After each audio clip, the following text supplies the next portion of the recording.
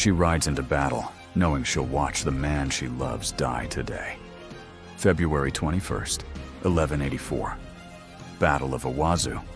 Minamoto no Yoshinaka, the lord she served for years, fought beside through countless campaigns, shared danger and triumph with, is surrounded by enemies who were once allies. This isn't war. This is execution. And Tomoe Gozen makes a choice that defines everything. She doesn't flee to safety. She charges directly into the center of death itself. Listen to what happens next. Enemy General Onda no Moroshiga. Tomoe rides alongside him, drags him from his saddle with one hand, like he weighs nothing, presses his head against her pommel, and severs it in a single stroke. She's surrounded by his soldiers. Arrows are falling like rain.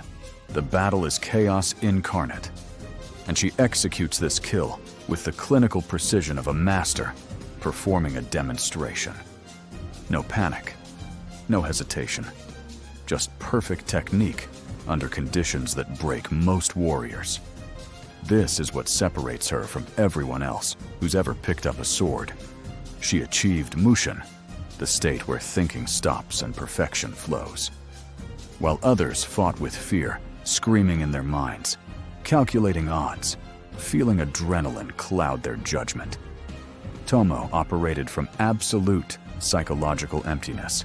Her body moved before her mind registered threats. Her technique was so deeply embedded that conscious thought became unnecessary. She became the weapon itself. But here's the part that destroys me.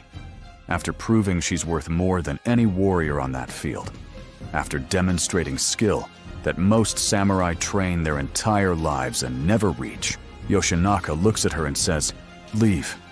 You're a woman. It would be unseemly for you to die here with me." And she obeys. For the first and only time in recorded history, Tomoe Gozen, who fears nothing, who cuts through armies, who operates at a level most humans never touch, does what she's told. She fights her way through enemy lines and vanishes from that battlefield. Yoshinaka dies minutes later. She survives. And that survival becomes its own form of torture because she carries the question that has no answer. Should she have stayed?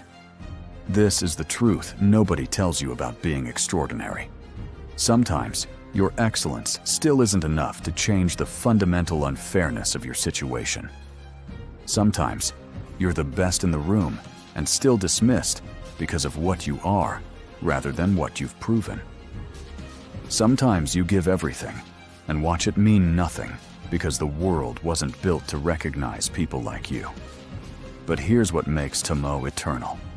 She did it anyway.